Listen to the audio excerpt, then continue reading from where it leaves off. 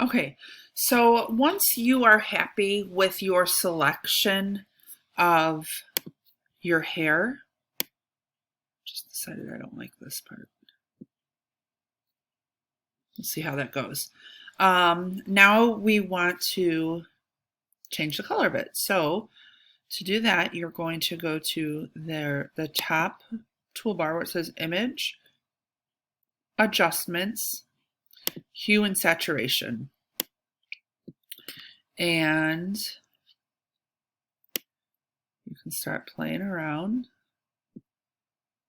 with these colors. Just kind of get to something you like.